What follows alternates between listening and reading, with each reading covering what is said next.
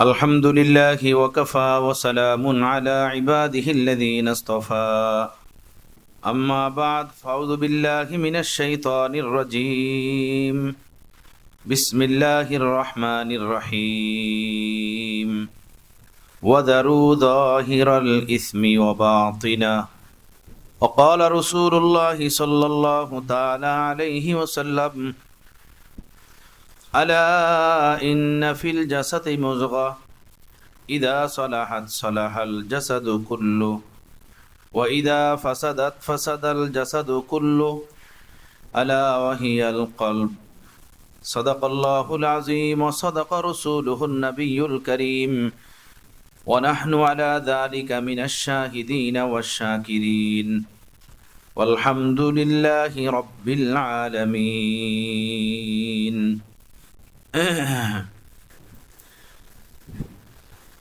আখলাকের দুরুস্তগি, আখলাকের শুদ্ধতা, আত্মশুদ্ধি কোরআন ও হাদিসের আলোকে এমনভাবে জরুরি যেভাবে নামাজ, রোজা, হজ, যাকাত এবং দ্বীনের অন্যান্য বাহ্যিক হুকুম হাকামগুলো মানা জরুরি। বরং কখনো এমন হয় যে আখলাকের ইসলাহ, সংশোধন যদি না হয়, আখলাক যদি মানুষের সুন্দর না হয়, আখলাক যদি মানুষের মার্জিত না হয়, তো নামাজ, রোজা, হজ, যাকাত যে গুরুত্বপূর্ণ ইমানের বন্দিগিগুলো, এই বন্দিগিগুলো বন্দিগি থাকে না, এটা ইবাদত থাকে না, এগুলো বরবাদ হয়ে যায়, নষ্ট হয়ে যায়। মানুষের বাহ্যিক জীবনের ইবাদত বন্দিগিগুলো ইবাদত বন্দিগি হওয়ার জন্য এবং ইমানি জিন্দিগির মিনার দণ্ডায়মান হওয়ার জন্য আখলাকের পরিশুদ্ধি জরুরি। এমনটা জরুরি যেমন নামাজ, রোজা, হজ, যাকাত যেমন জরুরি। আখলাক কাকে বলে? সাধারণত মানুষের মধ্যে এইটা কি আখলাক হিসাবে পরিচিত? হাসি মুখে কথা বলা, মানুষের সাথে মিলামিশা করা, বন্ধু মহল, আপনজন, প্রিয়জনের হক আদায় করে চলা, বড়দেরকে সম্মান করা, ছোটদেরকে আদব করা, এইটাকে বাহ্যিকভাবে আখলাক মনে করা হয় বা বোঝা হয়। আখলাক তো একটা আরবি শব্দ, যেটার বাংলা সাদামাটা অর্থ হলো ব্যবহার, আচার আচরণ। যেমন মানুষ বলে যে অমুকের আখলাক খুব সুন্দর। যদি জিজ্ঞেস করা হয় আপনি কেমনে বুঝলেন তার আখলাক সুন্দর, বলে হ্যাঁ, সবসময় কথা বলে যে মুখে হাসি থাকে। পুরা এলাকার কোনো মানুষ বলতে পারবে না যে তার সাথে কারো ঝগড়া হয়েছে। বড়দের সামনে মাথা উঁচু করে কথা বলে না, মাথা নিচে রেখে কথা বলে। বাচ্চা কাচ্চা সকলের সাথে পেয়ারো মোহব্বতের আদা নিয়ে ওঠা বসা করে। আখলাক খুব সুন্দর, ব্যবহার খুব সুন্দর। এমন মানুষকে মানুষ আল্লাহওয়ালা মনে করে এবং মনে করে আসলেই লোকটা খুব ভালো, খুব আখলাকি লোক। ভালো ব্যবহার মানুষের সাথে করা, হাসি মুখে কথা বলা, বড়দের আদব করা, ছোটদেরকে স্নেহ করা, এটাকে আখলাক বলে না। এটা আখলাকের বিশাল বড় যে এক অধ্যায়, সে বিশাল বড় অধ্যায়ের একটা সাইড মাত্র, একটা অংশ বিশেষ। আখলাক তো এক মহাসমুদ্র। সেই মহাসমুদ্রের একটা ফোঁটা বা একটা নালা, সেটা হলো এই বাহ্যিক আচার আচরণ, কথাবার্তা, ভালো সদ আচরণ, ব্যবহার। কিন্তু আসলটা ছাইরা দিয়া আমরা শুধু বাহ্যিক আচার আচরণ, কথাবার্তা, এইটা কি মনে করি আখলাক, এবং এর দ্বারাই মনে করি যে এই লোকটা বড় খুব ভালো, খুব সুন্দর। আখলাক যাকে বলে শরীয়তের পরিভাষায়, তার সারসংক্ষেপ হলো এই: একজন মানুষের হৃদয়ের জগতে, অন্তরের জগতে, দিলের জগতে নানান প্রকারের খেয়াল, ফিকির, চিন্তা, খাহেসাত পয়দা হয়।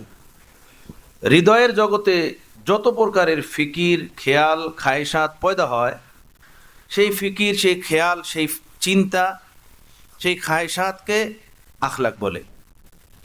এখন এই আখলাক দুই প্রকারের, আখলাকে রজিলা আর একটা হলো আখলাকে হামিদা। যদি দিলের ভিতরে খেয়াল আসে ভালো, তাহলে এটাকে আখলাকে হামিদা বলে। দিলের ভিতরে খেয়াল আসে মন্দ, তো এটাকে আখলাকে রজিলা বলে। একজন মানুষ তার দিলের ভিতরে খেয়াল আসলো যে আমি আগামীকালকে নফল রোজা রাখবো, একটা ভালো খেয়াল, এটাকে আখলাকে হামিদা বলে। আর একজন মানুষের খেয়াল আসলো যে আমি আগামীকালকে উমুকরে পিটাই করবো, একটা ধোলাই দেবো, যে আরেকজনকে মারবে, কষ্ট দিবে, জুলুম করবে, এটাকে আখলাকে রজিলা বলে।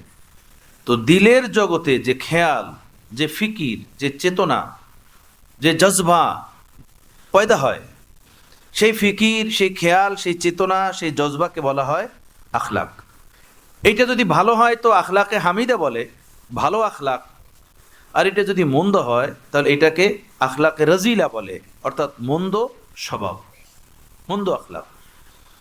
শরিয়াতের পরিভাষায়, ওলামা বুজুর্গানের পরিভাষায় এই আখলাককে সুন্দর বানানো, অর্থাৎ অন্তরের জগতে যে খেয়ালগুলো তৈরি হয়, যে ফিকিরগুলো আসে, সেই ফিকির, সেই খেয়াল শরিয়াতের তাবে বানানো, আল্লাহ আল্লাহ রাসূলের হুকুমের অনুগামী বানানো, এমনটাই জরুরি যেমনটা নামাজ জরুরি, যেমনটা হজ ওমরা জরুরি, রমজানের রোজা জরুরি, মালের যাকাত জরুরি। বরং জরুরিই না, এই অন্তরের জগতের যে চিন্তা চেতনা, ফিকির, জজবা, খেয়ালাত পয়দা হয়, এইটা যদি সুন্দর না হয় তো মানুষের জীবনের বহু ক্ষেত্রে তার নামাজ, এটা নামাজ থাকে না, তার দান থাকে না, তার জীবনের বন্দিগি থাকে না, এগুলো বরবাদ হয়ে যায়, বেকার হয়ে যায়, উল্টো তার জন্য আযাব এবং শাস্তির কারণ হয়ে যায়।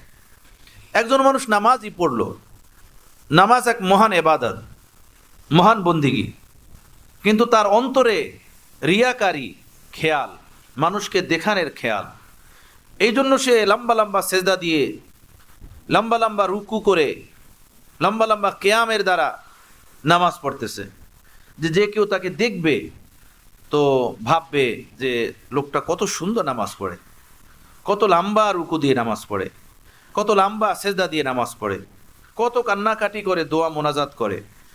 মানুষ এটা ভাববে, মানুষ আমাকে নেককার মনে করবে, বুজুর্গ মনে করবে। তো পড়লো তো নামাজ, কিন্তু দিলের জগতের হালাত হলো এই, দিলে এখলাস নাই, লিল্লাহিয়াত নাই, বরং দিলের ভিতরে কি রিয়া, দেখলাওয়া। তো নামাজ পড়েও কোনো সওয়াব পেল, নেকি পেল? নেকি তো পেলই না, সওয়াব তো পেলই না। উল্টা মানুষের খেয়াল, মানুষকে দেখানোর ফিকির ভিতরে থাকার কারণে তার এই নামাজ না, উল্টা তার জন্য আযাবের কারণ, উল্টা তার জন্য শাস্তির কারণ হবে। এই কারণে বুজুর্গান বলেন যে আখলাক অর্থাৎ হৃদয়ের জগতে পয়দা হওয়া ওই সিফাত, ওই গুণাবলী, ওই জজবা, ওই ফিকির যা মানুষের অন্তরে আসে, তৈরি হয়, সেইটাকে আল্লাহ আল্লাহ রসুলের হুকুমের তাবে বানানো, আল্লাহ আল্লাহ রসুলের হুকুমের অনুগামী বানানো এমনটাই জরুরি যেমনটা নামাজ, রোজা, হজ, যাকাত জরুরি, বলকে ফরজ। বরং কখনো এই নামাজ, রোজা, হজ, যাকাত এগুলো বরবাদ হয়ে যায় যদি অন্তরের ওই জজবা, ফিকির, চিন্তা এটা আল্লাহ আল্লাহ রাসূলের হুকুম মতো না হয়, এইটাকে সংশোধন না করা হয়, এইটার ইসলাহ না করা হয়, এইটাকে ঠিক না করা হয়। বুঝতে পারছেন কথা আপনারা? দেখেন মানুষ, আমরা যে মানুষ দুইটা জিনিসের নাম, একটা হলো একটা দেহ আর একটা হলো একটা রূহ। এই দুইটা জিনিসের সমন্বয় হলো একজন মানুষ। দেহ আছে, রূহ নাই, তো এটা কি মানুষ? এটা কি লাশ। রূহ আছে, দেহ নাই, এই মানুষের কোনো অস্তিত্ব নাই, এই মানুষের কোনো অস্তিত্ব নাই। তো রূহ আছে, দেহ নাই, মানুষের কোনো অস্তিত্ব নাই। দেহ আছে, রূহ নাই, এটাও মানুষ না, মানুষের অস্তিত্ব না, এটা একটা লাশের অস্তিত্ব। লাশ, লাশ মানি এটা মূল্যহীন একটা বস্তু, এর কোনো মূল্য নাই। কেন মূল্য নাই?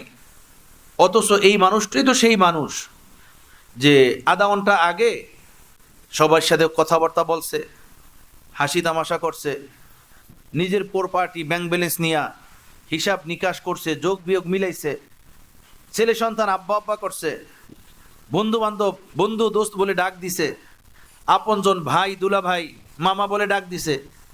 আধা ঘন্টা আগে তো এই অবস্থা ছিল তার, আধা ঘন্টা পরেই সে হয়ে গেছে লাশ। মানে এটার এখন কোনো মূল্য নেই। এখন ভাগিনা মামা বলে ডাক দেয় না, সন্তান বাবা বলে ডাক দেয় না, স্ত্রী স্বামী বলে ডাক দেয় না, বন্ধু বন্ধু বলে ডাক দেয় না। এখন কি হয়ে গেল? এখন সকলে ব্যস্ত ভিন্ন একটা বিষয় নিয়ে। সেটা কি? কেউ কবরস্থানে যাও কবর খোদার জন্য, কেউ বাজারে যাও কাফুর আনার জন্য, কেউ বাঁশবাগানে যাও বাঁশ কাটার জন্য, কেউ পানি গরম দাও গোসল দেওয়ার জন্য। এখন এই ব্যস্ততা। এখন এই প্রপার্টি তার না, এই বাংলা তার না, এই বাড়ি তার না, এখন কিছুই আর তার নাই।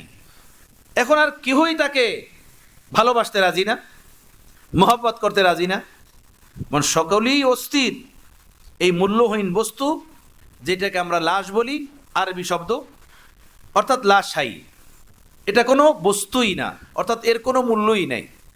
কেউ এখন 10 টাকা দিয়েও কিনতে রাজি না, এইটাকে কেউ 20 টাকার বিনিময়ে কেউ কিনতে রাজি না। মানে সকলে মিলে এখন এটাকে কখন গোরস্থানে নিয়ে মাটির নিচে দাফন করবে, চাপিয়ে দিবে, এই ফিকিরে সকলে মগ্ন। এই ফিকির নিয়ে সকলে মগ্ন। জলদি দৌড়াও, তাড়াতাড়ি গোসল করো, সন্ধ্যার আগে তাড়াতাড়ি দাফন করো, মিটিয়ে দাও, মাটির নিচে দাবাইয়া দাও, তাই না? বলেন, এ হলো লাশ। আচ্ছা, এই লাশটা লাশ হলো, অথচ আধা ঘন্টা আগে সে একজন জিন্দা মানুষ ছিলেন, এখন লাশ হয়ে গেল। লাশ হওয়ার পরে তার পরিবর্তনটা কি হলো বলেন?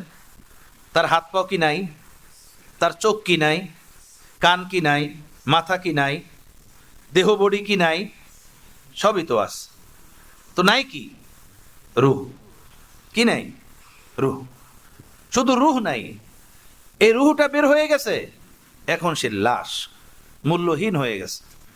বোঝা গেল মানুষ দুইটা জিনিসের নাম, একটা হলো দেহ বডি আর একটা হলো রুহ। এখন দেহ বডি আর রুহ দুইটা জিনিসের নাম মানুষ। রুহটা বের হয়ে গেল, মানুষের হাত পাও অঙ্গ প্রত্যঙ্গ সব সহি সালেম, এখন কোনো মূল্য নাই। তো বোঝা গেল আসল মূল্য এই দেহ বডির না, আসল মূল্য হলো রুহটা। আসল দাম কিসের? রুহ। এইটার যদি মূল্যই হয় তাহলে এটার নাম এখন লাশ কেন? এটা 2 ঘন্টা 5 ঘন্টা পরই বা 12 ঘন্টা পরই পচন ধরে কেন? এটার থেকে গন্ধ বের হয়ে যায় কেন? এটাকে সকলে ভয় করে কেন?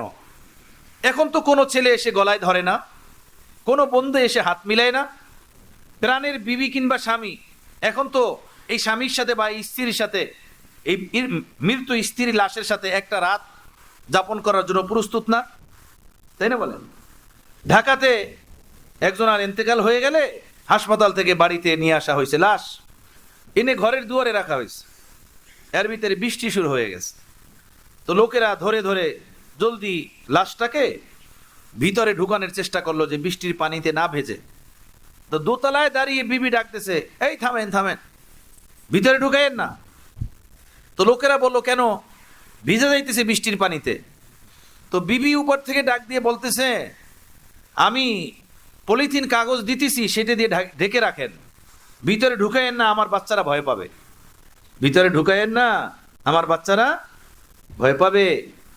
এই আধা ঘন্টা আগেও যার এই বাড়ি ছিল, যার এই জায়গা ছিল, যার এই প্রপার্টি ছিল, এখন ভিতরে ঢুকাইয়েন না, বাচ্চারা ভয় পাবে। বোঝা গেল এই যে দেহ নামের একটা মাটির ঢিলাকে নিয়ে দৌড়াদৌড়ি করি, আর এইটাকে ডইলা ঘইজা পরিপাটি সুন্দর করার চেষ্টা করি, এটার কোনো মূল্যই নেই, এটার কোনো দামই নাই। আসল দাম হলো কিসের? রুহের। ভিতরের ওই বস্তুটার আসল দাম। সেই বস্তুটা সম্পর্কে আল্লাহ নবী সাল্লাল্লাহু আলাইহি সাল্লাম বলেন, আলা ইন্না ফিল জাসাদি মুযগাতান ইযা সালাহাত সালাহাল জাসাদু কুল্লু ওয়া ইযা ফাসাদাত ফাসাদাল জাসাদু কুল্লু আলা ওয়াহিয়াল কলব। শোনো, তোমাদের দেহের মাঝে একটা অঙ্গ আছে, একটা টুকরা আছে, একটা লোথরা আছে। ওই অঙ্গ, ওই টুকরা, ওই লোথরা, ওইটা যদি সুন্দর হয়, মার্জিত হয়, পুত পবিত্র হয়, ভালো হয়, তাহলে পুরোটা দেহই ভালো, পুরোটা দেহই সুন্দর, দেহের সব অঙ্গ প্রত্যঙ্গ সুন্দর, ভিতরও সুন্দর, বাহিরও সুন্দর। আর ওই লোথরাটা, ওই টুকরাটা, ওই অঙ্গটা, ওইটা যদি খারাপ হয়ে যায়, ওইটা যদি নষ্ট হয়ে যায়, তো পুরা দেহ নষ্ট, অঙ্গ প্রত্যঙ্গ নষ্ট, ভিতর নষ্ট, বাহির নষ্ট। এরপর আল্লাহ নবী বলেন আলা ওয়াহিয়াল কলব, শোনো, সেটা হলো তোমাদের হৃদয়, তোমাদের অন্তর, তোমাদের দিল, তোমাদের আত্মা। সেই দিল, আত্মা, অন্তর, রূহ, এইটা যদি সুন্দর হয় তো মানুষটা সুন্দর, এইটা যদি ভালো হয় তো মানুষটা ভালো, এটা যদি নুরানি হয় তো মানুষটা নুরানি, এইটা যদি আখলাকি হয় তো মানুষ আসল আখলাকি। আর এইটা যদি অসুন্দর হয়, কালিমাযুক্ত হয়, তো মানুষটা অসুন্দর, মানুষটা কালিমাযুক্ত। এইটা যদি ময়লাযুক্ত হয় তো মানুষটা ময়লাযুক্ত। এইটা যদি আখলাক চরিত্রহীন হয় তো পুরা মানুষটাই আখলাক চরিত্রহীন। যেটা হলো মানুষের দিল, মানুষের রূহ, মানুষের আত্মা। বুঝেছে ভাইয়েরা? দেখেন, একটা হলো মানুষের দৈহিক সৌন্দর্যতা, আর একটা হলো মানুষের রুহের সৌন্দর্যতা। দুইটা দুই জিনিস, ভিন্ন ভিন্ন বস্তু। দৈহিক সৌন্দর্যতা কাকে বলে বলেন?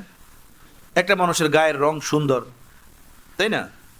বলে যে অনেক সুন্দর লোকটা। একটা মানুষের অঙ্গ প্রত্যঙ্গের কাটিং খুব সুন্দর, দেখে বলে যে মাশাল্লাহ, হাত পায়ের আঙ্গুল খুব সুন্দর। চোখ দুইটা খুব সুন্দর, দেখে বলে চোখ দুইটা খুব সুন্দর। ঠোঁট, কান, নাক, ভুরু, মাথার চুল, ললাট, সিনা, পুরা দেহ বডির একটা সৌন্দর্যতা আছে। এই সবগুলোর সিটিং ফিটিং যখন সুন্দর হয়, পরে দেখে বলে যে লোকটা খুব পারফেক্ট, খুব সুন্দর। চোখ সুন্দর, ঠোঁট সুন্দর, নাক সুন্দর, মাথার চুল সুন্দর, তাই না? গাল সুন্দর, রং সুন্দর, একটা মানুষ সুন্দর। এটি হলো দেহের সৌন্দর্যতা। আর একটা হলো রুহের সৌন্দর্যতা। দেহ এবং রুহ দুইটা যে ভিন্ন জিনিস, এটা তো বুঝে আসছে, তাই না? এটা বুঝে আসছে না ভাই? তো দেহের সৌন্দর্যতা হলো এই বাহ্যিক সৌন্দর্যতার নাম, আর একটা হলো রুহের সৌন্দর্যতা। দেহের যেমন একটা সৌন্দর্যতা আছে, রুহেরও একটা সৌন্দর্যতা আছে। রুহের সৌন্দর্যতা হলো রুহের ভিতরে তাওয়াজুর সিফত থাকা, বিনয়ের সিফত থাকা, রুহের ভিতরে আবদিয়াতের সিফত থাকা, রুহের ভিতরে সবরের গুণ থাকা, রুহের ভিতরে শুকুরের সিফত থাকা, আল্লাহ পাকের কৃতজ্ঞতার গুণ। এগুলো হলো রুহের সৌন্দর্যতা। দেহ সুন্দর হয় বাহ্যিক এই অঙ্গ প্রত্যঙ্গের সৌন্দর্যের দ্বারা, আর রুহ সুন্দর হয় এই সকল গুণের দ্বারা। একজন মানুষ, তার ভিতরে তাওয়াজু আছে, বিনয় আছে, তার ভিতরে সবর আছে, ধৈর্য আছে, তার ভিতরে শুকুর আছে, আল্লাহর কৃতজ্ঞতা আছে। এই বাতিনি রুহের গুণাবলীর দ্বারা রুহ সুন্দর হয়, রুহ আলোকিত হয়, রুহ আলোকময় হয়, রুহ আলোক উজ্জ্বল হয়। সেই রুহ সম্পর্কে আল্লাহ নবী বলছেন ইদা সলাহাত সলাহাল জাসাদু কুল্লু। এই রুহটা যদি আলোকিত হয়, রুহটা যদি সুন্দর হয়, ময়লা মুক্ত হয়, সাফ সুতরা হয়, তো মানুষটা সুন্দর, মানুষটা নুরানি, মানুষটা আলোকৃত। বুঝতেছেন ভাইয়েরা? তো একটা হলো দেহের সৌন্দর্যতা, আর একটা হলো রুহের সৌন্দর্যতা। একটা হলো দেহের ইবাদত, একটা হলো দেহের রোগ, আর একটা হলো রুহের রোগ। দেহের রোগ কি? দেহের রোগের তো অভাবই নেই, তাই না? দেহের রোগ সম্পর্কে তো আমরা 20টা সিরিয়াল ধরে বলে দিতে পারবো। মাথা ব্যথা, পেট ব্যথা, কান ব্যথা, দাঁত ব্যথা, হাত ব্যথা, যত জগতের ব্যথা, তাই না? সব দেহের রোগ। জ্বর দেহের রোগ, কত রকমের সমস্যা আছে, এগুলো দেহের রোগ। দেহের ভিতরে যেভাবে রোগ হয়, আর মানুষ দুইটা জিনিসের নাম দেহ এবং রুহ, ঠিক মানুষের রুহের ভিতরে রোগ হয়। দেহের রোগ হলো জ্বর হওয়া, মাথা ব্যথা হওয়া, ডায়াবেটিক্স হওয়া, কোলেস্ট্রল হওয়া, এই ধরনের নানান রোগে আক্রান্ত হওয়া। এটা হলো দেহের রোগ। আর একটা হলো রুহের রোগ। রুহের রোগ কি? রুহের ভিতরে তাকাব্বুর থাকা, অহংকার, কাউকে সে পাত্তা দেয় না, সবার থেকে নিজেকে ভালো এবং নুরানি এবং আল্লাহওয়ালা মনে হয়। কারো কথা ভালো লাগে না, কারো বয়ান ভালো লাগে না, কারো মাল ভালো লাগে না। হামচুমারে দিগারে নিস, আমার থেকে ভালো কে বোঝে, আমার থেকে সুন্দর বুদ্ধি কার আছে। যে কাউকে অসম্মান করে, তুচ্ছতাচ্ছিল্যর সাথে যে কারো আলোচনা করে, আকাবে রাস্তা বুজুর্গ বড় কাউকে ভক্তি করে না, শ্রদ্ধা করতে জানে না। অহংকারের দ্বারা অন্তরটা একদম পরিপূর্ণ। এটা হলো রুহের রোগ। অন্তরের ভিতরে হিংসা, কারো ভালো দেখতে পারে না। কেউ কারো খেদমত করে, এটা দেখে তার গা জ্বলে। তার খেদমত কেন করে, তার জোতা কেন উঠায়। কারো মাল দেখে তার ভালো লাগে না, এই লোকটা মালদার কেন হয়ে গেল, আমার থেকে বেশি মাল কেন পেল। কারো পার্থিব জগতের আয়ুন্নতি দেখলে তার গা জ্বলে, তার কষ্ট হয়। আমার ভাই আমার থেকে পয়সায় আগে বেড়ে গেল, আমার ভাগিনাগুলো এভাবে লক্ষ কোটি টাকার মালিক হয়ে গেল, আর আমরা মামুরা এভাবে পড়ে রইলাম নিচি, কিছুই করতে পারলাম না। কথা বুঝতেছেন? এই ভিতরে জ্বলে এই হাসাদ, এটাকে বলে হাসাদ। এই হাসাদ এটা অন্তরের রোগ। এমনি ভাবে যাকে তাকে মারে, যাকে তাকে বকে, রাগ গোস্বার কোনো নিয়ন্ত্রণ নাই। যেখানেই রাগ আসলো সেখানেই রাগ প্রয়োগ করে দিল, সেখানেই গালমন্দ করলো, হাত তুললো। এটা হলো হৃদয়ের রোগ, অন্তরের রোগ। দেহের রোগের দ্বারা যেমন দেহ কমজোর হয়ে যায়, দেহ দুর্বল হয়ে যায়, সেই রোগ দূর করার জন্য ট্রিটমেন্ট করতে হয়, ডাক্তার দেখাতে হয়, চিকিৎসক দেখাতে হয়। এমনিভাবে রুহের রোগের দ্বারা রুহ কমজোর হয়ে যায়, রুহ দুর্বল হয়ে যায়, রুহের ট্রিটমেন্ট করাতে হয়, রুহের চিকিৎসা নিতে হয়। বুঝতেছেন ভাইয়েরা? হ্যাঁ, একটা হলো দেহের ইবাদত আর একটা হলো রুহের ইবাদত। দেহের ইবাদত হলো নামাজ পড়া, নামাজের সময় হলো, এখন এই দেহের উপরে আল্লাহর পক্ষ থেকে ফরিজা, এটাকে আমার ইবাদত ফরজ হুকুমের উপরে তুমি লাগাও, এটা দেহের ইবাদত। রমজান মাসের রোজা রাখা, এটা দেহের ইবাদত। বাইতুল্লাহ শরীফের হজ করা, এটা দেহের ইবাদত। এটা হলো দৈহিক ইবাদত।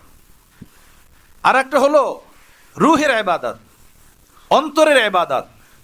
অন্তরের ইবাদত আল্লাহ পাকের হুকুম নিজের ভিতরে তাওয়াজু এখতিয়ার করা, আল্লাহ পাকের মহত্ব বরত্বকে নিজের সামনে রেখে আল্লাহর গোলামিকে নিজের জীবনে উঠিয়ে নেওয়া, শুকুর গুজার হয়ে জীবনযাপন করা, ধৈর্য ধারণ করা, এগুলো হলো রুহের ইবাদত।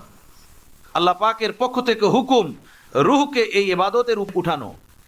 তো কিছু ইবাদত হলো দেহের সাথে সম্পৃক্ত, যেমন নামাজ, রোজা, হজ, যাকাতের কথা বললাম। এই নামাজটা পড়তেই লাগবে ইখলাস, এই নামাজটা পড়তেই লাগবে একানিষ্ঠ আল্লাহর মহব্বত, রিয়াকারী না।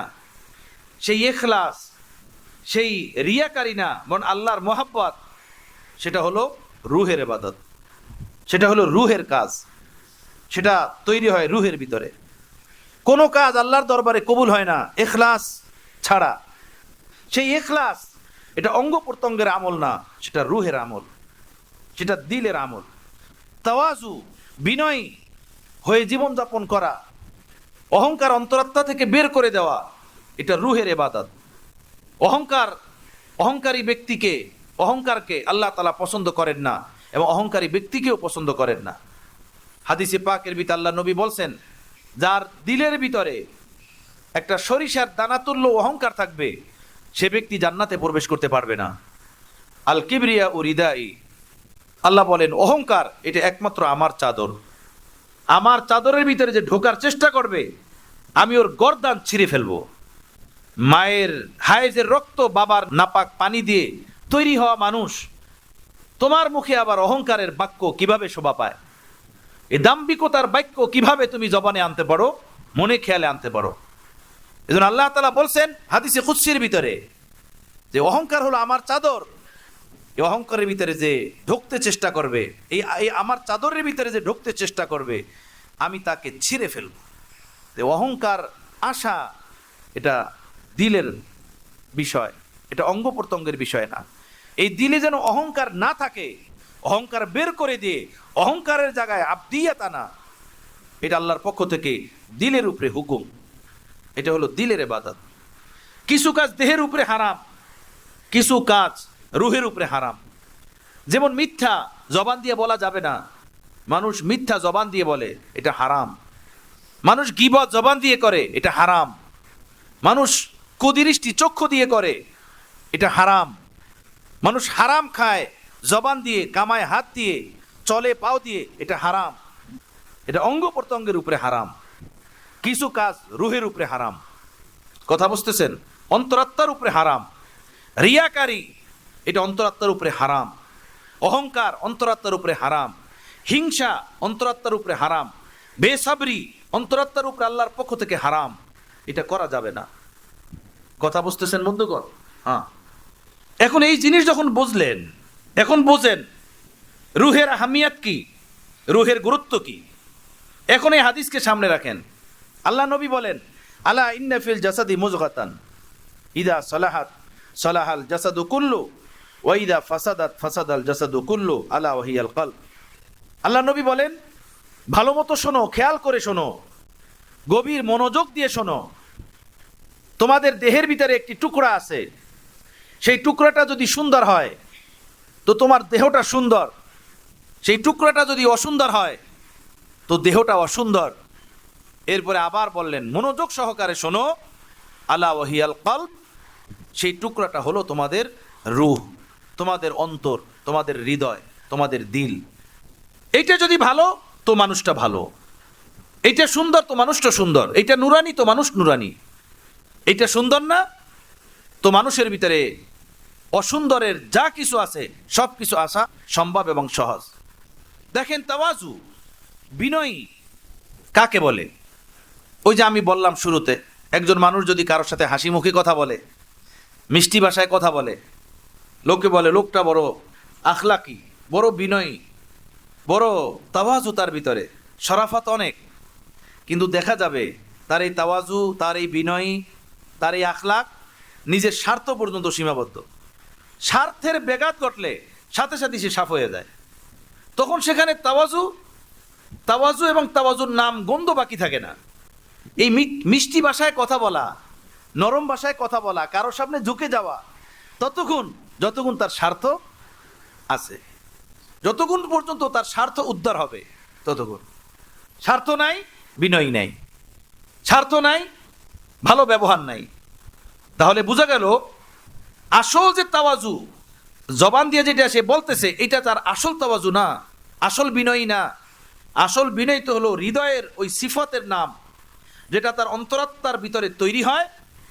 যদি আল্লাহর হুকুম বিরোধী হয় সেটাকে আল্লাহর হুকুম মতো করা, আর যেটা আল্লাহর হুকুম মতো হয় তাহলে তো আলহামদুলিল্লাহ আল্লাহর হুকুম মতো সেটাকে পরিচালনা করা। তো নিজের স্বার্থ উদ্ধার হইলে মিষ্টি ভাষায় কথা বলা, নিজের স্বার্থ উদ্ধার না সেখানে গরম ভাষায় কথা বলা, এটাকে তাওয়াজু বলে না, এটাকে বিনয় বলে না, স্বার্থপরায়ণতা বলে। স্বার্থ যেখানে, সেখানে খুব সে মিষ্টিভাষী। যেখানে স্বার্থ নাই, তার থেকে দুর্ব্যবহারকারী আর কাউকে পাওয়া যাবে না। তো একজন আখলাকি মানুষ তো এমন হইতে পারে না, যার আখলাক সুন্দর, মানে যার দিল সুন্দর, যার দিলের কৈফিয়ত সুন্দর, যার দিলের ভিতরে আখলাকে রাজিলা নাই, বদস্বভাব নাই, সে তো স্বার্থকে সামনে রেখে এভাবে বদসলুকি করতে পারে না, আল্লাহর হুকুমকে ভঙ্গ করতে পারে না। কথা বুঝতেছেন? হাকিমুল উম্মত মুজাদ্দিদে মিল্লাত হযরত মাওলানা শাহ আশরাফ আলী থানভী রহমতুল্লাহ আলাইহি বলেন, অনেক মানুষ কথায় কথায় বলে যে হুজুর আমি কিছু না, আমার দ্বারা কিছুই হয় না, কিছুই হইল না জীবনের, আমার মতো নষ্ট দষ্ট এই দুনিয়াতে আর কেউ নাই। হযরত হাকিমুল উম্মত বলেন, বাহ্যিকভাবে এই কথার দ্বারা মনে হয় যে এই লোকটা বড়ই তাওয়াজুওয়ালা, বড়ই ফানাইয়াতওয়ালা, বড় আবদিয়াতওয়ালা, তাই না? হযরত হাকিমুল উম্মত বলেন, এটাকে তাওয়াজু বলে না, এটাকে ফানাইয়াত বলে না, এটাকে আবদিয়াত বলে না। এ তাওয়াজু কা দিখলাওয়া হে, এ ফানাইয়াত কা দিখলাওয়া হে, এ আবদিয়াত কা দিখলাওয়া হে। যার ভিতরে তাওয়াজু বিনয় থাকবে সেইটা জবানে প্রকাশ করতে পারবে না। হযরত হাকিমুল উম্মত বলেন যে এইটার পরীক্ষার একটা রাস্তা আছে। ওই ব্যক্তি যখন বলে যে আমি তো কিছুই না, আমি তো খুব নষ্ট, খুব খারাপ, তখন তাকে তার মুখের উপরে বলো, হ্যাঁ আপনি আসলে অনেক খারাপ, আপনি কি, আপনি একটা বদমাইশ, তার মুখের উপরে বলে দাও, দেখো তার অবস্থা কি হয়। হার্টবিট গরম হয়ে যাবে, শরীর পুরা ঘামে ভিজে যাবে, পরক্ষণেই দেখবা সে তোমাকে বলবে যে আমি যতই খারাপ হই আপনি বলনে ওলা কে, এই মিয়া আমি আমারটা বলি বলি বলি, আপনি কি আমাকে বলনে ওলা, চুপ থাকেন মিয়া। তাই না? এ तवाज़ु का दिखलावा है, ये असल में तवाज़ु नहीं है, तवाज़ु का दिखलावा है।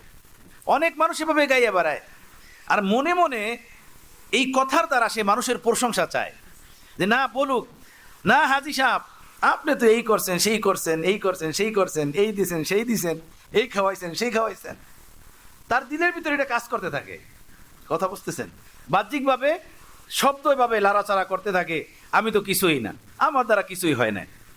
মনের গভীরে চায় যে আমাকে নিয়েও কিছু বলুক, আমাকে নিয়েও কিছু প্রশংসা করুক।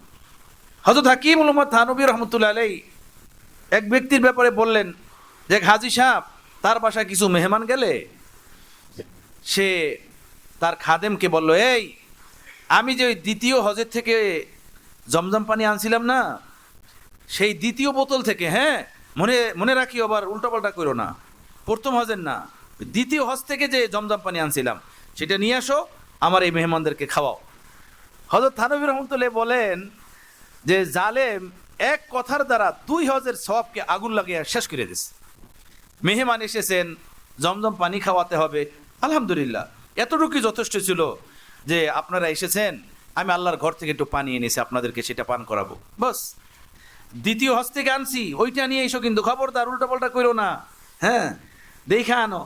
এটার বলার মানে কি? বলার মানে হলো এটা বোঝানো যে আমি হজ 2 বার করছি, 2 হজ করছি। কথা তো একটাই, কিন্তু কোথায় বললো, কিভাবে বললো? তো কিছু মানুষ এভাবে বাহ্যিকভাবে খুব বুজুর্গিওয়ালা শব্দ জবানে বলে, আমি তো কিছুই না, আমি তো নালায়েক, হাকির ফকির আব্দুল কাদির, বহুতই গুনাহগার, বহুতই পাপী বলতে থাকে, কিন্তু ভিতরে কাজ করতে থাকে বিপরীত। যে না বলুক, আপনিও তো হাজি সাহেব এই করেছেন সেই করেছেন, আপনি তো মুফতি সাহেব আপনি এই করেছেন সেই করেছেন, আপনার এত ভক্ত আছে, আপনার এত মহব্বতকারী আছে। কথা বুঝতেছেন? ঘটনা মনে পড়লো আল্লামা ইবনে সিরিন রহমতুল্লাহ আলাইহির কথা। আল্লামা ইবনে সিরিন রহমতুল্লাহ আলাইহি অনেক বড় মানুষ ছিলেন ওনার জমানায়। একবার ওনার এক ছাত্র ওনার খিদমত করতে গিয়ে বললেন, হুজুর এত মানুষ আপনার ভক্ত, এত মানুষ আপনাকে মহব্বত করে ভালোবাসে, আমার এটা বিশ্বাস আপনি যদি নবুয়তির দাবি করেন তো অনেক মানুষ আপনার এই নবুয়তির দাবিকে মেনে নিবে এবং আপনাকে নবী বলে স্বীকার করবে। তো আল্লামা ইবনে সিরিন রহমতুল্লাহ আলাইহি এই ছাত্রের দিকে বড় চোখ বড় করে দেখলেন, যিনি আল্লাহ আমার এই ছাত্র কি বলে, আমাকে নবুয়তি দাবি করার পরামর্শ দিতেছে। তা আমি বললাম যে তুমি কি বলো, এটা তুমি এই কথা বললা, তোমার এইটার উত্তর সময় মতো দেবো, যাও, এখন দেব না, জমানা পার হয়ে গেছে। ওই ছাত্র খাদেমকে নিয়ে আল্লামা ইবনে সিরিন রহমতুল্লাহ আলাইহি শামের সফরে গেছেন। যে বাসায় রাত্রি যাপন করলেন, ভোর রাত্রে আল্লামা ইবনে সিরিন রহমতুল্লাহ আলাইহি ঘুম থেকে জাগলেন, জেকে খাদেমকে বললেন, যাও পানি নিয়ে আসো, তাহাজ্জুদ পড়ব, তাহাজ্জুদের সময়। খাদেমও ঘুম থেকে উঠে বসলো, দেখলো যে বাহিরে প্রচণ্ড বেগে বৃষ্টি হচ্ছে, ঝড় ও বৃষ্টি, আর শীতের মৌসুম, ফুল শীত। খাদেম বেচারাকে খুব ধরছে অলসতায়। খাদেম বেচারা পানি আনা বাদ দিয়ে আল্লামা ইবনে সিরিনের সাথে কথাবার্তায় আলাপচারিতার ভিতরে লেগে গেছে। সে আল্লামা ইবনে সিরিন রহমতুল্লাহ আলাইহিকে বলতেছেন, হুজুর আমরা মুসাফির মানুষ, সফরের কারণে আমাদের শরীর ক্লান্ত শ্রান্ত, এই ঝড় বৃষ্টির মৌসুম, ঠান্ডা হাওয়া, এর ভিতরে ঠান্ডা পানি দিয়ে উজু করা কত কষ্ট, তাহাজ্জুদ নামাজ নফল, সাথে সাথে আপনি মুসাফির, আপনার বয়স বেড়ে গেছে, এত কষ্ট করার কি দরকার? এই ধরনের নানান গপসপ আল্লামা ইবনে সিরিন রহমতুল্লাহ আলাইহির সাথে ওই খাদেম বেচারা জুড়ে দিয়েছে। আর আল্লামা ইবনে সিরিন রহমতুল্লাহ আলাইহিও তার সাথে এক একটা কথা বলতেছেন। এর ভিতরেই দামেস্কের শাহীকে মসজিদের মিনার থেকে আজানের আওয়াজ ভেসে আসছে, ফজরের আজান, আল্লাহু আকবার আল্লাহু আকবার, আশহাদু আল্লা ইলাহা ইল্লাল্লাহ আশহাদু আল্লা ইলাহা ইল্লাল্লাহ। এই আওয়াজ ভেসে আসার সাথে সাথে আল্লামা ইবনে সিরিন রহমতুল্লাহ আলাইহির দিলের ভিতরে এক তুফান তৈরি হলো। ওনার ওই ঘটনা মনে পড়লো যে বহুদিন আগে, বহু বছর আগে আমার এই খাদিমি আমাকে বলছিল, আপনাকে লোকেরা এত মহব্বত করে, এত ভালোবাসে, আপনি যদি নবুয়তির দাবি করেন তো মানুষের বিশাল একটা জামাত আপনার নবুয়তির দাবিকে মেনে নিবে। এই কথা আল্লামা ইবনে সিরিন রহমতুল্লাহ আলাইহির স্মরণ হলো। আল্লামা ইবনে সিরিন রহমতুল্লাহ আলাইহি তখন ওই খাদেমকে বলেন, মিয়া তোমার কি স্মরণ আসেনি, বহুদিন পূর্বে তুমি আমাকে একদিন বলেছিলে এই কথা, যে আমি যদি নবুয়তির দাবি করি তো মানুষ আমার নবুয়তির দাবিকে মেনে নিবে, বহু মানুষ আমার নবুয়তির স্বীকৃতি দিবে। মিয়া শোনো, আমি যদি নবুয়তির দাবি করতাম তো আমার নবুয়তির দাবির স্বীকারোক্তি তুমি আমার খাদেম হওয়ার কারণে সর্বপ্রথম তুমিই দিতা, তুমি আমার খলিফা হইতা, তুমি আমার প্রথম উম্মত হইতা, তাই না? কারণ তুমি আমাকে নবুয়তি দাবি করার পরামর্শ দিছিলা, আর তুমি আমার খাদেম। আর আজকে আমি তোমাকে পানি আনতে বললাম, তুমি আমার সাথে আলাপচারিতে জড়াইয়া গেছো, তুমি আমাকে বলতেছো আমরা মুসাফির মানুষ, আপনি বুড়া মানুষ, ক্লান্ত শ্রান্ত মানুষ, ঝড়ো বৃষ্টি হচ্ছে, শীতের মৌসুম, গরম পানির ব্যবস্থা নাই, নানান কথা। মিয়া শোনো, নবী কে হন দেখো, প্রিয় রসুল সাল্লাল্লাহু আলাইহি সাল্লাম শত জমানা হয়ে গেছেন, শত জমানা হয়ে গেছে দুনিয়া থেকে বিদায় নিয়েছেন আল্লাহ নবী, শত জমানা পার হয়ে গেছে।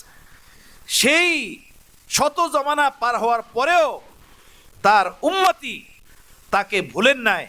এই শীতের মৌসুমে ঝড়ো বৃষ্টির মধ্যে এই শাহী মসজিদের মিনারায় উঠে আল্লাহ এবং আল্লাহ রসুলের নাম বুলন্দ করতে, উঁচু আওয়াজে এলান করতে সে ভুলেন নাই। সুবহানাল্লাহ। এইটাকে বলে নবী, এইটাকে বলে মহব্বত ও ভালোবাসা, এইটাকে বলে প্রেম ও ইশক। হ্যাঁ, কেমন মহব্বত শত বছর পার হয়ে যাওয়ার পরেও উম্মতের অন্তরে কিভাবে বিরাজমান সেই নবীর মহব্বত। সুবহানাল্লাহ বিহামদি, সুবহানাল্লাহিল আযীম। আমার ভাইয়েরা, তো তাওয়াজু এটা অন্তরের আমল, মহাব্বত এটা অন্তরের আমল। আল্লাহর ইবাদত বন্দি করতে হবে মহব্বতের সাথে, আবদিয়াতের সাথে। এটা অন্তরের আমল, এটা অঙ্গ প্রত্যঙ্গের আমল না। অঙ্গ প্রত্যঙ্গের আমল জহিরি ইবাদত যেমন ভাবে করা ফরজ, যেমন ভাবে করা জরুরি। নামাজের সময় নামাজ না পড়লে গুনাহ হবে, রমজান মাসের সময় রমজান মাসের রোজা না রাখলে যেমন গুনাহ হবে, মালের যাকাত না দিলে যেমন গুনাহ হবে, হজ ফরজ হলে হজ আদায় না করলে যেমন গুনাহ হবে। এই জহিরি অঙ্গ প্রত্যঙ্গের ইবাদত যেমন ফরজ, সেই বাতিনি অঙ্গ প্রত্যঙ্গের উপরে যে আল্লাহ পাকের হুকুম আছে, তাওয়াজু অর্জন করা, আবদিয়াত অর্জন করা, ইখলাস পয়দা করা, তাকাব্বুর ভিতর থেকে বের করা, শুকুর ভিতরে পয়দা করা, সবর ভিতরে পয়দা করা, এই আমলগুলোর, এই রুহের আমলগুলোর উপরেও আমল করা তেমনই ফরজ। কথা বুঝতেছেন বন্ধুগণ? তেমনই ফরজ। নামাজের সময় যেমন নামাজ পড়া ফরজ, সবরের স্থানে সবর করা তেমনই ফরজ। রমজান মাসে রোজা রাখা যেমন ফরজ, শুকুরের স্থানে, কৃতজ্ঞতার স্থানে আল্লাহ পাকের কৃতজ্ঞতা আদায় করে আল্লাহ পাকের আবদিয়াতের প্রকাশ করা তেমনই ফরজ। মাল নেশাব পরিমাণ হলে যেভাবে যাকাত আদায় করা ফরজ, ঠিক তদ্রূপ অন্তরাত্মার গভীর থেকে হিংসা হাসাদ বের করে দিয়ে হিংসা হাসাদের স্থানে ভ্রাতৃত্ব, মহাব্বত, উলফত, ভালোবাসা পয়দা করা তেমনই ফরজ। বুঝতেছেন ভাইয়েরা? হ্যাঁ, সেই কথাটাই আল্লাহ নবী বলছেন, আলা ইন্না ফিল জাসাদি মুযগাতান ইদা সলাহাত সলাহাল জাসাদু কুল্লু ওয়া ইদা ফাসাদাত ফাসাদাল জাসাদু কুল্লু আলা ওয়াহিয়াল কলব। শোনো, তোমাদের দেহের ভিতরে একটি টুকরা আছে, সেই টুকরাটা যদি ভালো হয় তো তোমাদের দেহ ভালো, টুকরাটা মন্দ তো দেহটা মন্দ, আর সেটা হলো তোমাদের দিল, রূহ, আত্মা। একই বাবা মার ছেলে, দেখা যায় দুইটা ছেলে এমন যে কথায় কথায় বাবা মার সাথে তর্ক করে, কথায় কথায় বাবা মারকে কষ্ট দেয়, কথায় কথায় বাবা মার সাথে বেয়াদবি করে। আর একটা ছেলে এমন যে একদম বাবা মার কথার সামনে ঝুঁকে থাকে, বাবা মা ছাড়া কিছুই বোঝে না। হয় না এরকম বলেন? হয় কি হয় না? তো একই মায়ের গর্ভ থেকেই তো দুনিয়াতে এসেছে, একই মায়ের দুধ পান করেছে, একই বাবার ছাদের তলে জীবনযাপন করেছে, একই মায়ের হাতের খানা খেয়ে বড় হয়েছে। দুইটা একদম তেরা, একদমই কথাবার্তা শোনে না। আর একটা সর্বদা মা বাবার কথার সামনে ঝুঁকা থাকে, মা বাবার খেদমতের জন্য অনুদিত প্রাণ। এই দুইটার মধ্যে ব্যবধান কি বলেন তো? ব্যবধান হলো দিলের, রুহের। এইটার দিল ভালো আর এই দুইটার দিল খারাপ। এইটার অন্তর ভালো, এটার অন্তর খারাপ। কথা বুঝতেছেন? একটা লোক চুরি করে, একটা লোক চুরি করে না, করার সাধ্য ক্ষমতা সব তার সামনে আছে। ইচ্ছা করলেই সে দুর্নীতি করতে পারে, ইচ্ছা করলেই চুরি করতে পারে, কিন্তু করে না। আর একটা লোক সে খোঁজে কোথায় দুর্নীতি করবে, কাঠটা চুরি করবে, কাঠটা মারবে, কখন মারবে, কিভাবে মারবে, সে খুঁজা খুঁজা চুরি করে, খুঁজা খুঁজা দুর্নীতি করে। আর একটা লোকের সামনে দুর্নীতির রাস্তা খোলা, চুরির পথ খোলা, কিন্তু সে চুরি করে না, সে দুর্নীতি করে না। দুইটা মানুষের মধ্যে ব্যবধান কি বলেন? শুধু রুহের ব্যবধান। এইটার রুহ ভালো, এইটার রুহ খারাপ। এইটার দিল ভালো, এইটার দিল খারাপ। এইটার রুহ নুরানি, এইটার রুহ হলো কি? অন্ধকার যুক্ত, ময়লা যুক্ত। বুঝতেছেন ভাইয়েরা? এই যে রুহ, এই যে দিল, এই দিল রুহ এভাবেই আলোকিত হয় না, আলোকোজ্জ্বল হয় না, আলোকময় হয় না। এটাকে মানুষ করার জন্য মুজাহাদা করতে হয়, মেহনত করতে হয়, শ্রম দিতে হয়। হায়, এই লাশ যেটার নাম, সেইটাকে পরিপাটি করার জন্য সপ্তাহে 3 বার শ্যাম্পু দেওয়ান লাগে, না হয় একবার তো অবশ্যই দেওয়ান লাগে। মাথার চুল আশ্রান যায় না, জট পড়ে যায়, দাড়ি আশ্রান যায় না, গিটটা পড়ে যায়, তেল দিতে হয়, মালিশ করতে হয়, সোনো পাউডার দিতে হয়, পারফিউম লাগাতে হয়, দেহ থেকে বদবু, ব্রাশ করতে হয়, মুখ থেকে বদবু, নাক পরিষ্কার করতে হয়, নাকে বদবু, কান পরিষ্কার করতে হয়, কানের ভিতরে বদবু। কথা বুঝতেছেন? এর বদবু, এর ময়লা দূর করার জন্য প্রতিদিন সাবান, প্রতিদিন গোসল, প্রতিদিন ধৌত করা, আরো কত কিছু বাহ্যিক রং তামাশা ব্যবহার করা। অথচ এটার কোনোই দাম নাই, কোনোই মূল্য নাই। এটার জন্য এত মেহনত আমার ভাইয়েরা। আর যেটা হলো রূহ, যেটা হলো মূল ও আসল, যেটা ময়লা হয়ে যায়, গান্দা হয়ে যায়, কিংবা নুরানি হয়, সেটার উপরে কোনোই মেহনত নাই।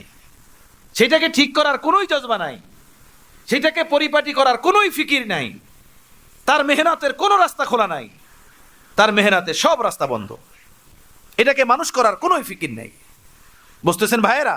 অথচ ওইটা যদি মানুষ না হয়, ভিতরেরটা যদি সুন্দর না হয়, তো পুরা মানুষটাই অসুন্দর, পুরা মানুষটাই গান্দা। এই বিষয়টা আল্লাহ নবী বুঝাইতে চাইলেন, বলতে চাইলেন যে তোমাদের ভিতরকে সুন্দর করো, ভিতরকে আলোকিত বানাও, ভিতরকে নুরানি বানাও, ভিতরের জিনিসটাকে মানুষ বানানোর জন্য মুজাহাদা করো, মেহনত করো। আম্বিয়ায়ে কেরাম, আউলিয়ায়ে কেরাম, মাশায়েখে এজাম, তারা ভিতরের বস্তুটাকে মানুষ বানানোর জন্য ফিকির করে গেছেন, মেহনত করে গেছেন। প্রিয় রসুল দুনিয়াতে আসার আগে এই আবু বকর, ওসমান, ওমর, হায়দার আর জুমলায় সাহাবায়ে কেরাম রিজওয়ানুল্লাহি তাআলা আলাইহিম আজমাইন, এই দেহ বিশিষ্ট, হাত পা বিশিষ্ট এক মানুষ ছিলেন, কিন্তু কুফরে ঢাকা, জুলমাতে ঢাকা, অন্ধকারে ডুবা। সেই মানুষগুলোই প্রিয় নবীর পরশে এসে যখন বসলেন আর প্রিয় নবী তাদেরকে তরবিয়ত দিলেন, তাদের অন্তরটাই পরিবর্তন হয়েছে, আর কিছু পরিবর্তন হয় নাই। অন্তর যখন পরিবর্তন হয়েছে, সেই জাহিলিয়াতের অন্ধকারে নিমজ্জিত মানুষগুলো তারা সোনালী মানুষে পরিণত হয়ে গেছে, স্বর্ণের মানুষ হয়ে গেছে। সারা দুনিয়ার মানুষের জন্য তারা মডেল হয়ে গেছে, সারা দুনিয়ার মানুষের জন্য তারা নমুনা হয়ে গেছেন, পথ প্রদর্শক হয়ে গেছেন। সুবহানাল্লাহ বিহামদি। দিল বানায় গেছেন তাদের, অন্তর বানায় গেছেন তাদের। কথা বুঝতেছেন? খলিফাতুল মুসলিমিন, গায়ের জামা তালিওয়ালা, আকলে ধরে, বুঝে আসে, শুধু এক তালি না 17 তালি লাগানো, এক তালি না 17 তালি লাগানো। অথচ কিসরা বিজয় হয়ে গেল, শাম বিজয় হয়ে গেল, মদিনার অলিগলি স্বর্ণ অলঙ্কারে ডুবে গেল, খলিফাতুল মুসলিমিন, তার গায়ের জামা 17টা তালি লাগানো। কথা বুঝতেছেন? হযরত ওসমানে গনিকে শহীদ করার জন্য শয়তানরা, দুষ্ট লোকেরা চতুর্দিক থেকে ঘরকে ঘিরে নিল, তলোয়ার নিয়ে ভিতরে ঢুকলো। আল্লাহ নবী বলছেন, ওসমান, কারো উপরে জুলুমের তলোয়ার উঠাবা না। নিজে জানতেন অল্প সময়ের মধ্যেই আমাকে শত্রুরা শেষ করে দিবে, কিন্তু হযরত ওসমান চাইলেন উম্মতের উপরে ফিতনার তলোয়ার আমি উঠিয়ে যাব না, এই ফিতনার দায়িত্ব আমি নিব না, আমি আমার জানকে কোরবান করে দিব। হযরত আলী দেখলেন খাওয়ারেজরা, জালেমরা হযরত ওসমানের ঘরকে চতুর্দিক থেকে ঘিরে নিছে, শহীদ করে দিবে হযরত ওসমানকে। উনি নিজে আসলেন, ভিতরে ঢুকলেন, হযরত ওসমানকে বললেন, হে আমিরুল মুমিনিন, আপনি আমাকে পারমিশন দেন, আমি তলোয়ার দিয়ে সবগুলোকে কলা গাছের সাফাই করে দিব। কে ছিল? হযরত আলী কারামাল্লাহু ওয়াজহুর সামনে দাঁড়াবে। হযরত ওসমান গনি হযরত আলীকে বললেন, আলী, কিভাবে পারমিশন দেই তোমাকে, বলো। আজ রজনীতি, আজকে রাতেই পীরে রসুল আমার খাবে এসেছেন। আমার খাবে এসে আমাকে বলেছেন, ওসমান, রোজা রাখবে তুমি, আজকে সন্ধ্যাবেলা ইফতার করবে আমার কাছে এসে, আমার সাথে ইফতার করবে। আমি উম্মতের উপরে ফিতনার তলোয়ার উঠাতে চাই না, আমি আমার রক্ত বাহিয়ে দিব, কিন্তু ফিতনার তলোয়ার উঠাবো না। সুবহানাল্লাহ বিহামদি। নিজের জানের কোরবান দিয়ে দিছেন, কিন্তু উম্মতের উপরে ফিতনার তলোয়ার রেখে যান না। সুবহানাল্লাহ বিহামদি। কি মানুষ ছিলেন! কি দিল বানিয়ে দিয়েছিলেন প্রিয় রাসূল, কি অন্তর আল্লাহ নবী তাদের তৈরি করেছিলেন। তাদের দিলের উপরে আল্লাহ নবীর কেমন দৃষ্টি ছিল, তাদের অন্তর কেমন অন্তর ছিল বুঝুন। আজকে যে আমরা গান্দা, মূলত আমাদের দিল গান্দা, আমাদের রূহ গান্দা, আমাদের আত্মা গান্দা, সেজন্যই আমরা গান্দা। আমাদের দিল নষ্ট, আমাদের রূহ নষ্ট। এটার উপরে মেহনত করা দরকার, এটার উপরে মুজাহাদা করা দরকার। দেহের রোগের যেমন তবিব আছে, এই রুহের রোগেরও আল্লাহ তাআলা তবিব রেখেছেন। দেহের রোগের যেভাবে বিশেষজ্ঞ আছেন, আল্লাহ পাক এই রুহের রোগেরও বিশেষজ্ঞ ডাক্তার পয়দা করেছেন। তাদের সোহবত ও পরশের মাধ্যমে এই রুহটাকে মানুষ বানানো, এই রুহটাকে পরিপাটি করার ফিকির করা। শুধু মুরিদ হয়ে নাম কাওয়াস্তে কিছুদিন আল্লাহ আল্লাহ জিকির করা না। অনেক মানুষ এটা ভাবেন, অনেকে এটা মনে করেন, বাস কারো হাতে মুরিদ হলাম আর 12 তাসবির কিংবা 4 তাসবির জিকির করলাম, বাস আমি তো আল্লাহওয়ালা হয়ে গেছি, আমার তো দিল পরিপাটি হয়ে গেছে, আমি তো বুজুর্গ হয়ে গেছি। কশ্চিন কালেও না। জিকির করা, তাহাজ্জুদ পড়া, আওবিন পড়া, ইশরাক পড়া, দান সদকা করা, এগুলো দিলকে পরিপাটি করার আমল। এই আমলের বরকতে দিলের ভিতরে যে ময়লা আছে সেই ময়লা দূর হয়, দিলের ভিতরে যে অসৎ চরিত্র আছে সেগুলো দূর হয়, আখলাকে রজিলা, মন্দ স্বভাবগুলো আছে সেগুলো দূর হয়। এগুলো দূর হওয়ার জন্য জিক্র, আসকার, সোহবত, তাহাজ্জুদ, আওয়াবিন, কান্নাকাটি, এগুলো সহায়ক, এগুলো মাত্র সহায়ক। জিকির করার মানি আমার দিল ঠিক হয়ে গেছে তা না, জিকির করার মানি আমি আল্লাহ হয়ে গেছি তা না।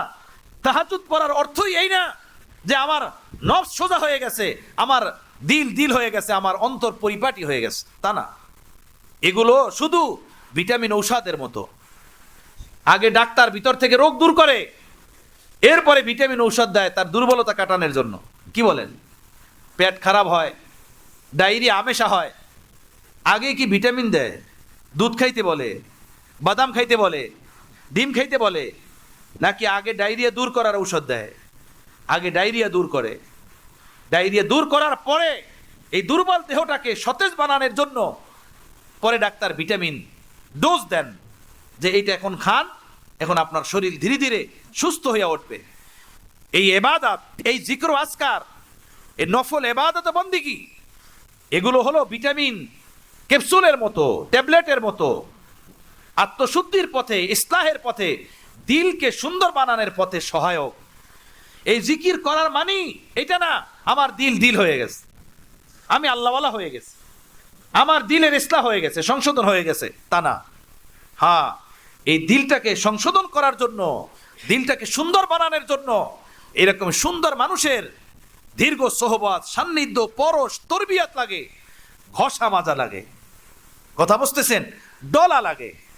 লোহার উপরে যখন জং বেশি পড়ে তখন ওইটারে মেশিন দিয়ে পরিষ্কার করতে হয়।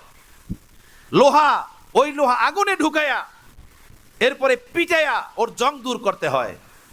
আমার বন্ধুগণ, এই রুহের উপরে সেভাবে মেহনত লাগে, মুজাহাদা লাগে, নুরানি নজরের তাওয়াজ্জু লাগে, দৃষ্টি লাগে, সোহবত লাগে। এরপরে দিল হয়, রুহ হয়, আত্মা হয়, আলোকিত হয়। এর ভিতরে সবর আসে, শুকুর আসে, এহসান আসে, আবদিয়াত আসে, ইখলাস আসে, মারিফত আসে, দর্দ গম আসে। অন্যথায় এর ভিতর থেকে হিংসা, এর ভিতর থেকে হাসাদ, এর ভিতরে থাকে কিনা, এর ভিতরে থাকে বগজ, এর ভিতরে থাকে তাকাব্বুর, এর ভিতরে থাকে হুব্বে দুনিয়া, এর ভিতরে থাকে শাহওয়াত। এগুলো সব তার ভিতরের রোগ। কথা বুঝতেছেন ভাইয়েরা? আল্লাহ তাআলা আমাদেরকে বোঝার তৌফিক দান করেন, আমলের তৌফিক দান করেন। দেহের রোগ মানুষকে কোথায় নিবে? কবরস্থানে নিবে। হয় বাঁচত 10 দিন আগে মারা গেল, এই তো 10 দিন পরে মরতো, 10 দিন আগে মরলো। দেহের রোগ কবরস্থান পর্যন্তই নিবে, কিন্তু রুহের রোগ জাহান্নাম পর্যন্ত নিবে, জাহান্নাম পর্যন্ত। আপনার আমাদের সকলের এই ফিকির করা উচিত, চিন্তা করা উচিত যে দৈহিক রোগের শেফার জন্য এত দৌড়ঝাঁপ, তো রুহের রোগের শেফার জন্য কিছু করা উচিত কিনা, কিছু মুজাহাদা মেহনত করা দরকার কিনা। ভাইয়েরা, আল্লাহ সেই ফিকির জজবা আমাদের অন্তর ভিতরে পয়দা করেন। ওয়া আখিরু দাওয়ানা আনিল হামদুলিল্লাহি রাব্বিল আলামিন। আলহামদুলিল্লাহি রাব্বিল আলামিন, ওয়াসসালাতু ওয়াসসালামু আলা সাইয়্যিদিল মুরসালিন ওয়া আলা আলিহি ওয়া আসহাবিহি আজমাইন। রব্বানা যালামনা আনফুসানা ওয়া ইন লাম তাগফির লানা ওয়া তারহামনা লানাকুনান্না মিনাল খাসিরিন। আল্লাহ রব্বানা ফাগফির লানা যুনুবানা ওয়া কাফির আন্না সাইয়্যাতিনা ওয়া তাওয়াফানা মা'আল আবরার। اللهم أرنا الحق حقه وارزقنا الاتباع وأرنا الباطل باطله وارزقنا الاجتناب يا حي يا قيوم برحمتك نستغيث أصلح لنا شأننا كله ولا تكلنا إلى أنفسنا طرفة عين। আয় আল্লাহ, আমরা গুনাহগার, আমরা পাপী। আল্লাহ, আপনি আমাদেরকে মাফ করে দেন। আল্লাহ, আপনি আমাদেরকে পাক করে দেন। আপনি আমাদের অন্তরাত্মাকে সাফ করে দেন। অন্তরের যে সকল আলোচনা আমরা করলাম অন্তরের বিষয় নিয়ে, আল্লাহ, এই অন্তরের তামাম সকল প্রকার রোগের ভিতরে আমরা আক্রান্ত, সকল প্রকারের ক্ষতির ভিতরে আমরা আক্রান্ত। আল্লাহ, আপনি আমাদের অন্তরাত্মার সাফাই সুতরাই দান করেন, আমাদের অন্তরাত্মার ইসলাহ সংশোধন দান করেন। আল্লাহ, আপনি আমাদের অন্তরটাকে, রুহটাকে মানুষ বানিয়ে দেন। আল্লাহ, যেখানে গেলে, যাদের সাথে ওঠা বসা করলে আমাদের অন্তর মানুষ হবে, আমাদের অন্তরের সংশোধন হবে, ইসলাহ হবে, এমন মানুষের সংবাদ আপনি আমাদেরকে দিয়ে দেন। এমন মানুষের পরশে থাকার, তাদের সোহবতে সান্নিধ্যে সময় পার করার তৌফিক আপনি আমাদেরকে দান করেন। আল্লাহ, নিজেদেরকে মানুষ বানানোর ফিকির আপনি আমাদের সকলের ভিতরে পয়দা করে দেন। আমাদের ভিতরে থেকে পশুত্ব, আখলাকে রজিলা দূর করে দেন। যত অসৎ স্বভাব আছে, সকল অসৎ স্বভাবগুলো আমাদের ভিতর থেকে সরাইয়া দেন।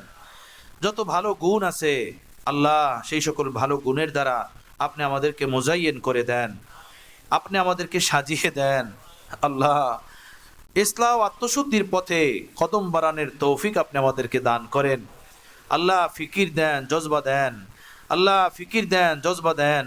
আমাদেরকে আপনি কবুল করেন, আমাদের সন্তানদেরকে আপনি কবুল করেন। আমাদেরকে আল্লাহওয়ালা বানান, আমাদের সন্তানদেরকে আল্লাহওয়ালা বানান।